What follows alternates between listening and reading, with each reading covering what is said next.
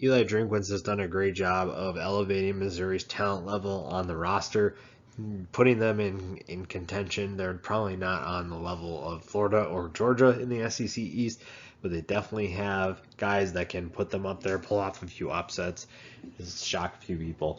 A couple guys he brought in this offseason are exciting to talk about. We'll talk about here in a second. And Missouri's in good hands, at least for now, and they're headed in the right direction under Drinkwitz's watch. Number 10, center Michael Mietti, a guy who was pivotal in helping a freshman quarterback get the ball rolling on offense. Number 9, quarterback Allie Green comes in for Tulsa. A very physical player, a guy who's going to maybe draw a couple penalties because of it, but a guy who's definitely going to set the tone, maybe even take a receiver out of the game because he's so physical, loves to jaw, loves to talk trash, and it'll be exciting to see what he can do in the SEC.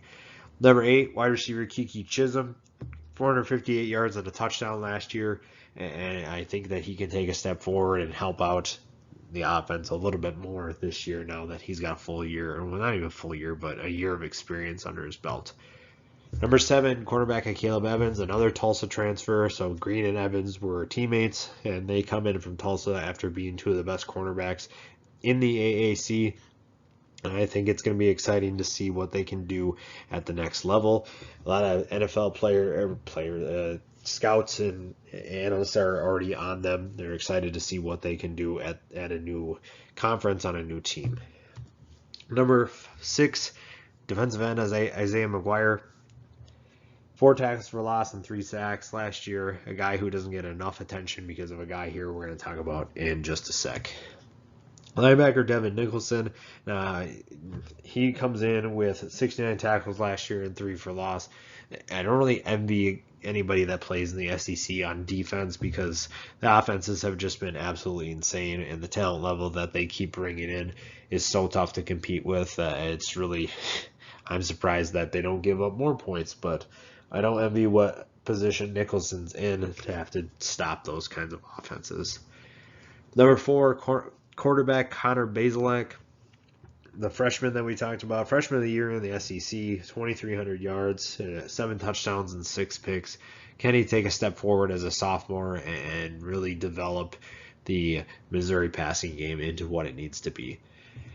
Number 3, safety Martez Manuel, 64 tackles, 7 for loss, 2.5 sacks, does a little bit of everything for the defense, and now has to bring in 2 new cornerbacks, but maybe they gave him a little bit more support where he doesn't have to do as much.